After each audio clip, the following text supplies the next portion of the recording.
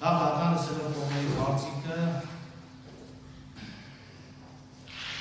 ես նաև ուսումնասիրելով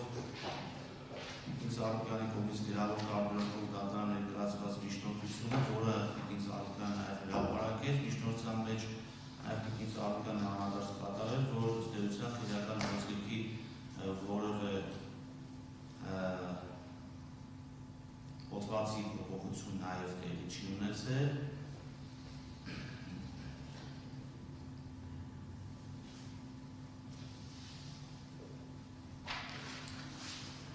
Ինչպես նաև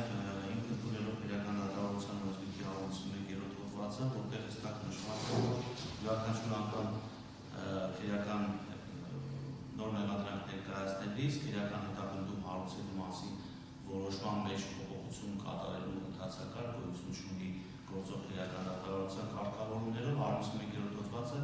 սահմանում է, որ եթե նախընտրության ընթացքում հիմնավորվում է մեղադրանքը փոփոխելու կամ վերացնելու անհրաժեշտություն է առկա, ապա Սույն օրենսգրքի 150-րդ հոդվածի և 150-րդ հոդվածի պահանջների պահպանմամբ կայացվում է քրեական հետապնդում հարուցելու նոր որոշում և անձին ներկայացվում է նոր մեղադրանք։ Դատարանը նաև հիմք ընդունելով Համանդրական դատարանի 16-19 որոշման 4.4.ում արձանագրված իրավական դիրքորոշումը, որ եթե անձի նկատմամբ քրեական հետապնդումը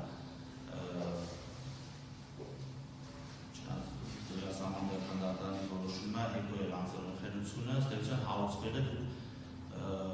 պատգամավոր եղել է, ճիշտ է, որ քրեական հետապնդում հարուցվել է։ Լավ է, Համանդրական դատարանի որոշումը սույն դեպքում իրավելի չէ, դատարանը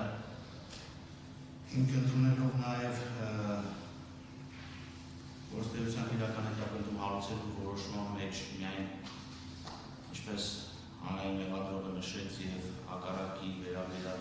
տեղեկությունները չներկայացվեց պարույթի մասնակիցների կողմից, որ բացառապես ձևակերպումներ տեղի ունեցել փոփոխություններում։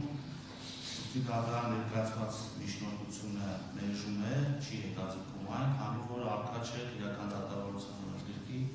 12-րդ հոդվածի առաջին մասի 6-րդ և 7-րդ կետերով նախատեսված հիմքերը, հաշվի առնելով, որ քրեական հետապնդումը բանավազային նկատմամբ հարուցվել է մարտի 28-ին, քրեական գործում առկա է, ինչպես նաև կողմերը նաև Տիկին Զարուկյանի միջնորդության մեջ նշել էր, որ մարտի 27-ին Գլխավորատախազի համապատասխան միջնորդության անձնախելությունը հաղթահարվել է և նոյեմբերի 17-ին զուտ մեղադրանքի մեջ հաստական նկարագրության որոշ